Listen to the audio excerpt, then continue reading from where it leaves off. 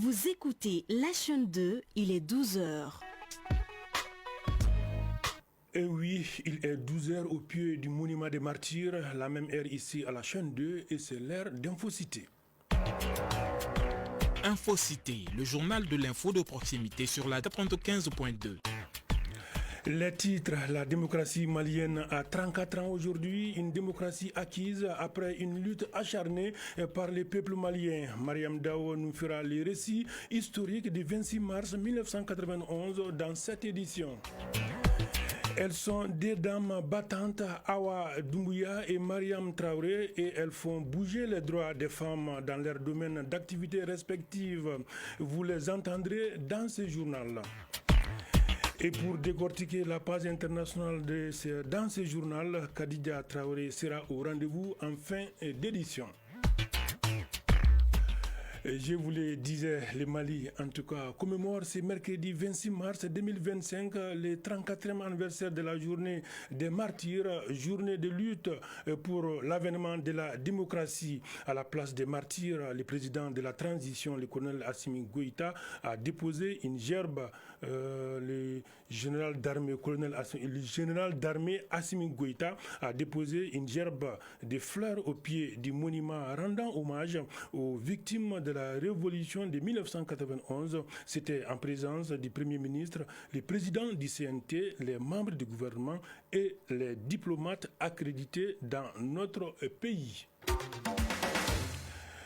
Je vous le disais dans les sommaires, bien sûr, 26 mars 1991, 26 mars 2025, cela fait 34 ans que le Mali commémore la journée des martyrs. Cette date marque un tournant décisif dans l'histoire du Mali. Après des décennies de régimes autoritaires, une insurrection populaire menée par des étudiants et un grand nombre de Maliens a conduit au renversement du régime du président Moussa Traoré, ouvrant ainsi la voie à la démocratie. L'historique du 26 mars 1991, c'est avec Mariam Dao. Le 26 mars 1991 est une date désormais gravée dans l'histoire du Mali. En effet, elle marque l'avènement d'une nouvelle ère, celle de la démocratie. Tout est parti des grognes de plusieurs manifestations et rassemblements de jeunes étudiants, d'ouvriers et de fonctionnaires dans les rues de Bamako pour dire non à la dictature. C'était le 22 mars 1991. Des manifestations réprimées dans le sang par les pouvoirs publics de l'époque. On enregistre de nombreux blessés et des pertes en vies humaines. Et c'est le 26 mars 1991 que le lieutenant-colonel Amadou Toumani Touré a été renversé sous le régime du président Moussa Traoré en promettant aux Maliens l'avènement d'une nouvelle ère, celle de la liberté. Je pense, j'ai écouté, j'ai vu, j'ai lu. Il n'y a pas de chemin pour contourner cette démocratie. Et pour que cette histoire ne s'efface des mémoires des Maliens, plusieurs monuments ont été érigés à travers la ville. Nous pouvons citer le carré des martyrs à Nyarela, en commune 2 du district de Bamako. C'est en ce lieu que reposent les martyrs de mars 91. Nous avons aussi le monument des martyrs à la montée du premier pont, nommé également pont des martyrs. Le monument est une statue de femme, les mains levées au ciel, agenouillée sous la dépouille de son enfant. Et juste derrière, une autre figure en mosaïque qui montre une foule de manifestants et un garçon avec une blessure mortelle de balle à la tête.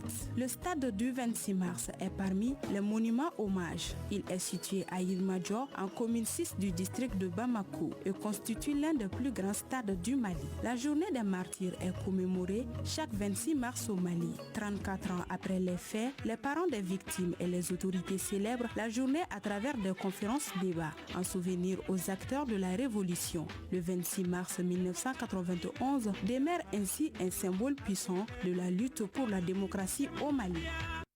Et oui, la démocratie malienne a 34 ans. Alors, l'association des collectifs citoyens pour la renaissance du Mali, CCRM, vole au secours des détenus de la maison d'arrêt centrale de Bamako. L'objectif de cette activité vise, selon les responsables du CCRM, à promouvoir la cohésion sociale. En prélude à ces gestes humanitaires, la coordinatrice générale adjointe du collectif CCRM a dévoilé dans l'émission Bamako Matin sur la chaîne 2 la dizaine d'activités retenues en perspective. Elle est interrogée ici par Mohamed Konaté. Le CCRM est un collectif qui a été créé en août 2020 dans l'objectif d'associer les Maliens de la diaspora et de l'intérieur autour du Mali. Chaque année, le CCRM exécute un certain nombre d'activités. Notamment pour cette année, nous avons une dizaine d'activités sur notre plan d'action. Puisque nous sommes au mois de mars, chaque mois de mars, nous en sommes à notre 3e édition. Nous organisons une opération de collecte de dons en faveur des détenus de la maison centrale d'arrêt. Cette activité est motivée par plusieurs raisons. L'une des raisons principales est déjà la solidarité. Il s'agit de manifester notre solidarité à l'égard des personnes vulnérables qui sont les détenus. Comme on le sait, la prison n'est pas forcément l'endroit idéal pour n'importe quel citoyen. Et quand on se retrouve là-bas, il est important que ce soit l'occasion de grandir spirituellement, mais aussi de s'améliorer d'un point de vue comportement social. Et nous, notre action vient justement renforcer cela pour que le citoyen lambda qui se retrouvera demain là-bas ou le citoyen lambda qui est là-bas, qu'il sente qu'il y a une certaine solidarité autour de cette maison. Donc vraiment, c'est dans cet état d'esprit-là, de partage, de solidarité, de réflexion profonde, tout pouvoir éviter la récidive. Et oui, les citoyens aussi de Bozola ont initié une rupture collective avec comme invité d'honneur le ministre de la Jeunesse et des Sports chargé de l'instruction civique et de la construction citoyenne. Cette initiative des jeunes vise à renforcer les liens sociaux et promouvoir l'unité entre les jeunes. La rupture s'est tenue sous le slogan « Un Mali sans drogue ». Et c'est ce qui confirme en tout cas Mohamed Bari. C'est une tradition depuis 4 ans que la jeunesse de Bozola organise une rupture collective. Une opportunité pour eux d'inviter d'autres couches, notamment les femmes et les notabilités à prendre part à l'activité. Le tout dans une atmosphère conviviale. Mahamadou Koromakan, président du conseil local de la jeunesse de Bozola. Nous voulons montrer l'esprit de Malikoura dont les autres autorités de la transition aspirent. Nous voulons montrer notre part de cet esprit-là. C'est à travers... Comme nous sommes au mois de Ramadan, c'est une occasion pour nous d'inviter d'autres jeunes, les femmes et aussi les sans-abri à venir faire la rupture avec nous. Ensuite, nous allons faire des bénédictions pour le pays car le Mali a beaucoup besoin. Satisfait mais pas surpris, dira le ministre en charge de la jeunesse qui a répondu à l'invitation de la jeunesse. Abdul Kassim Ibrahim Fomba a salué et encouragé la jeunesse de Bozola à persévérer sur cette lancée. Je suis très heureux d'être ici à Bozola. J'ai vu des jeunes très engagés, des jeunes qui ont eu à faire des réalisations par eux-mêmes, des jeunes qui ont organisé ici cette place-là, ce cadre pour qu'on puisse rompre le jeûne ensemble et qui l'ont fait d'eux-mêmes par leur propre poche. Et je pense que ça, c'est à saluer. C'est exactement ces genres d'initiatives que nous attendons. Des jeunes qui sont engagés et qui aujourd'hui veulent également poser leur petite pierre dans la construction du pays. Nous avons vu les réalisations qu'ils ont faites à l'intérieur même ici, au niveau de Bozola, les efforts qu'ils ont faits par leurs propres moyens et avec l'appui des commerçants qui sont autour. Et je pense que ça, ce sont des efforts à saluer. Après la rupture du jeûne, qui a rassemblé de nombreux fidèles, c'est au tour de l'imam de la grande mosquée de Bamako de diriger la prière. Les bénédictions ont été suivies de la dégustation de plats succulents. Sinaboli, présidente de l'association Drogou Keleton, DKT. En réalité, je suis épatée par la qualité de l'activité, mais surtout le thème a attiré mon attention. Parce que voir aujourd'hui des jeunes qui prennent l'initiative d'organiser ce genre d'événements afin de se réunir autour d'un plat et d'inviter bon nombre d'acteurs, surtout le thème qui parlait d'un Mali sans drogue. Alors c'est très parlant parce que ça veut dire quelque part que la jeunesse est engagée dans la lutte contre ce fléau au Mali. Cette rupture collective du jeune a prouvé la détermination des jeunes de Bozola qui s'investissent dans les actions de solidarité et de fraternité de leur cité. À présent, le tour d'horizon de l'actualité internationale. Et oui, elle vient de me rejoindre dans ce studio, Khadija Traoré, pour la page internationale. Khadija, bonjour. Bonjour Mamoutou. On commence par le Togo. Dans un rapport à l'ONU, la société civile dénonce les disparitions forcées et arrestations dans le Nord. Le comité des disparitions forcées des Nations Unies tient actuellement sa 28e session à Genève, du 17 mars au 4 avril 2025. À cette occasion, le Togo ayant ratifié la Convention en juillet 2014, soumet un rapport périodique sur la mise en œuvre de ses engagements en la matière. Plusieurs organisations de la société civile togolaise ont également envoyé leur propre rapport complétant la version officielle. Celle-ci pointe notamment la situation dans le nord du pays sous état d'urgence, les interpellations hors cadre légal et les disparitions forcées dénoncées à la suite des crises politiques à traverser le pays. En RDC, les consultations pour la formation du gouvernement d'union nationale se poursuivent. En effet, les consultations pour la formation du gouvernement d'union nationale ont débuté depuis le lundi dernier. Les consultations n'ont pas encore atteint le point culminant car seuls les caciques de la majorité ont jusqu'ici été consultés. En 2 jours, le monsieur sécurité du président Félix Tshisekedi qui conduit les consultations n'a reçu que les sociétaires de la majorité qui a aussi besoin de cohésion interne. On termine par le Gabon où les responsables de l'école des mines de Moanda veulent transformer leur établissement en une référence en Afrique centrale. C'est dans la capitale du Maganèse, à Moanda, dans l'est du Gabon, que l'on forme depuis la rentrée 2016 des mécaniciens et des ingénieurs du secteur minier. L'école des mines et de la métallurgie, créée via un partenariat entre l'État, des personnalités locales et un gérant européen Emaret, n'attend pas se contenter d'être le centre de formation de la Comilogue, la filiale d'Emaret qui exploite le manganèse de Moanda. Le 3MG veut s'imposer comme la référence en Afrique centrale. Merci Khadija Traoré pour toutes ces informations. Elles sont nombreuses au Mali, les femmes battantes. Il s'agit des femmes qui font bouger les droits des femmes et apportent du nouveau dans leur domaine d'activité. La chaîne continue de leur rendre hommage. Awa Doumbouya et Mariam Traoré sont devant nos projecteurs. En tout cas, aujourd'hui, elles ont respectivement choisi les métiers de teinturières et couturières. Leur bravoure et leur audace laissent leur entourage ébloui par la beauté de leur travail, n'est-ce pas, Mathia Traoré? À la quête des braves femmes de la capitale malienne, nous sommes aujourd'hui à Lafiabougou pour rencontrer une trentenaire combative. Elle, c'est Awa Doumbia, teinturière. Ce travail, elle l'a commencé dès sa tendre enfance. Sa mère étant vendeuse de vêtements, Awa a trouvé de quoi s'occuper durant ses vacances. Aujourd'hui, Awa est à sa 10e année de carrière dans ce métier. Autodidacte, elle voit toutes ses œuvres comme un destin bien tracé. Mon premier coup d'essai, c'était lors du mariage de ma grande sœur. J'ai donc voulu me faire un complet dont mes propres mains réaliseraient la teinture.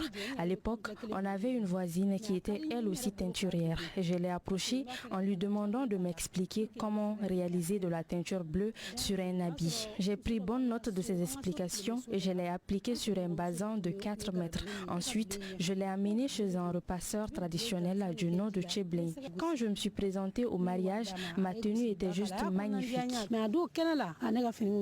Nous voici cette fois-ci à Lafiabougou Koda devant l'atelier de Mariam, Mam pour les plus intimes. Voici devant nous une femme très habile qui a elle aussi su se faire une place dans le monde de la couture. Tout comme Awa Doumbia, c'est l'amour du travail qui a poussé Mariam à choisir la couture. Mais à la différence de Awa, Mariam, elle, a suivi une formation.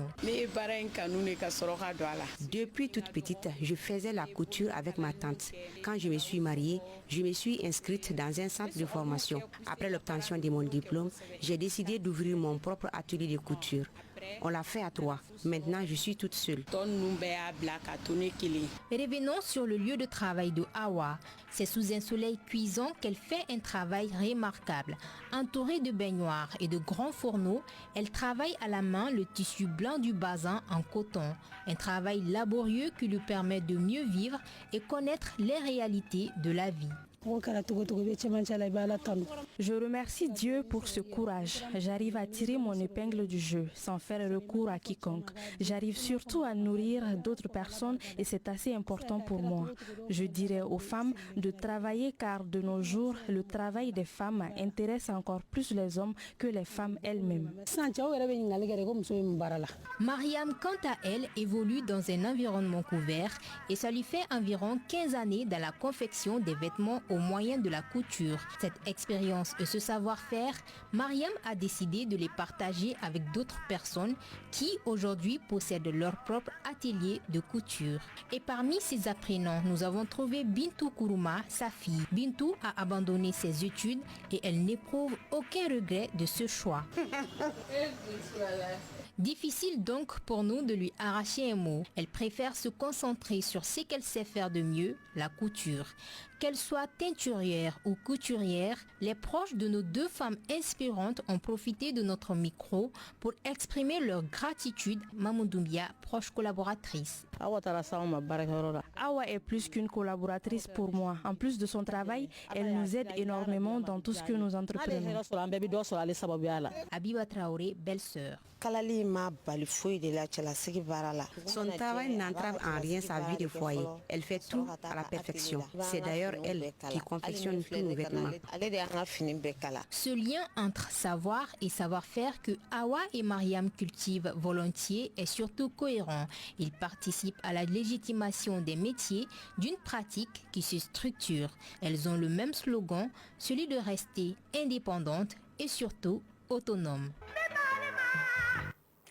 Bravo à ces deux dames. Retenez tout simplement que le Mali commémore ce mercredi 26 mars 2025 le 34e anniversaire de la journée des martyrs, journée de lutte pour l'avènement de la démocratie. À la place des martyrs, le président de la transition, le général d'armée Assimi Goïta, a déposé une gerbe de fleurs au pied du monument rendant hommage aux victimes de la révolution de 1991. C'était en présence du Premier ministre, le président du CNT, les membres du gouvernement et les diplomates accrédités dans notre pays. À présent, la météo.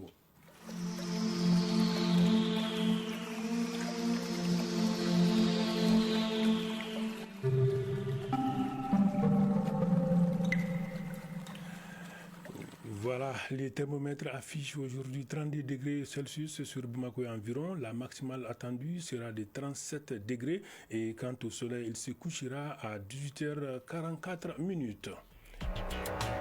C'est tout pour ce journal présenté par Mamoutou Danté, réalisation Aïssata Silla, Aïssitan Diakité, mise en onde Penda Dao, mise en ligne Badji Touré, coordination éditoriale Nyanya Alou Traoré, Djefa Diara, Siedou Traoré.